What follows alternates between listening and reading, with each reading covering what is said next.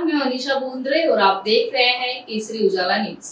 आज नागपुर में शिवसेना उबाटा के जिला प्रमुख वैद किशोर कुमेरिया के अन्य सहयोगी ने आंदोलन किया। दरअसल पुणे में महाअधिवेशन में अमित शाह द्वारा उद्धव ठाकरे के खिलाफ दिए गए आपत्तिजनक बयान को लेकर अब शिवसेना उद्धव बालासाहेब ठाकरे आक्रामक हो गई है और अमित शाह के बयान पर विरोध में आंदोलन शुरू हो गया है।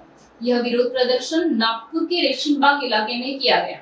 आंदोलनकारियों का कहना है कि लोकसभा चुनाव में हार जाने पर बीजेपी नेता ने ये कदम उठाया है, इसलिए प्रदर्शनकारियों का आरोप है कि गृह मंत्री अमित शाह उद्धव ठाकरे के खिलाफ इस तरह का बयान दे रहे हैं। मध्ये झालेल्या लोकसभे निवडणुकीमध्ये जो भारतीय जनता पक्षाचा पराभव झाला, हे भारतीय जनता पक्षाच्या नेत्याच्या जिवारी लागलेला आहे आणि म्हणूनच अमित शाह यांनी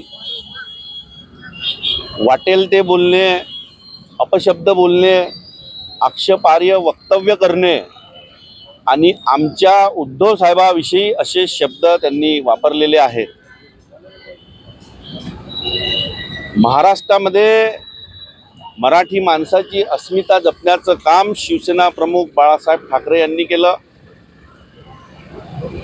उद्धव बाळासाहेब ठाकरे हे या राज्याचे, महाराष्ट्राचे लाडके मुख्यमंत्री म्हणून ज्यांनी काम केलं, या महाराष्ट्राचं नेतृत्व त्यांनी केलं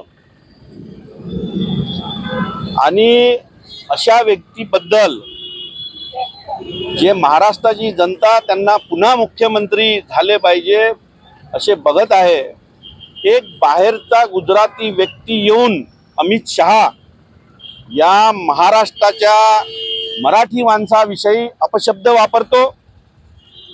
शिवसैनिकांचा अपमान आहे, महाराष्ट्राच्या जनतेचा हा अपमान आहे आणि त्या गुजराती अमित शहानी या महाराष्ट्रात येऊन सामान्य जनतेच्या गालावर झापड मारण्याचं काम असं वक्तव्य करून केलेलं आहे आणि म्हणून आम्ही संपूर्ण लोक या वक्तव्याचा, अमित शहाचा या ठिकाणी निषेध करतो आणि भाजपने खरा आपला चेहरा या महाराष्ट्राच्या जनतेसमोर दाखवला।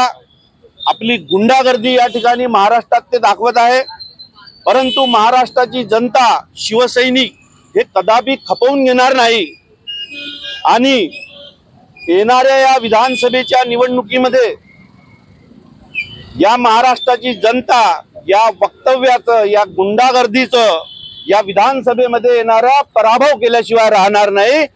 जय हिंद, जय महाराष्ट्र।